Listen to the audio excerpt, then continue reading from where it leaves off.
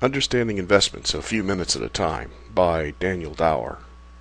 From Chapter 11, Options, Issue number 48, Put-Call Parity. A long story made short.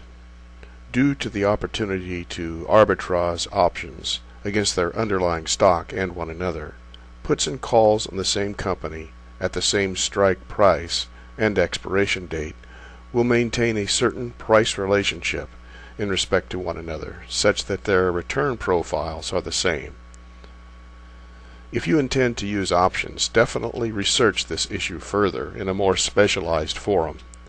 Despite this academic fact, in real markets slight differences will exist even between securities that may be arbitraged. Options combinations.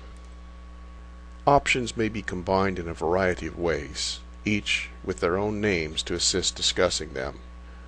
Due to put-call parity, each can be expressed as some combination of stock, call, and put in separate ways.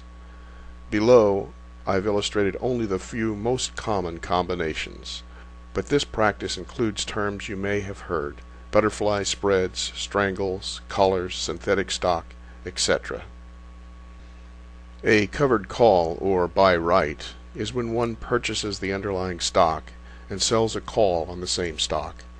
This technique is most often used by someone who wants to own the underlying stock, but at a lower price.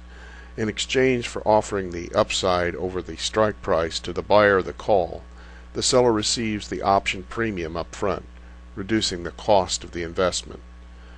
The parity put version is a cash-covered short-naked put. A protective put is when one purchases the underlying stock and a put on the same company. It is usually used by someone who wants to limit their downside exposure.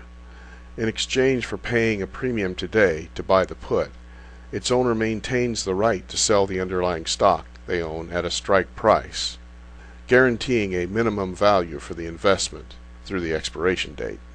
The call version is to purchase a call and set aside cash sufficient to exercise the call if desired.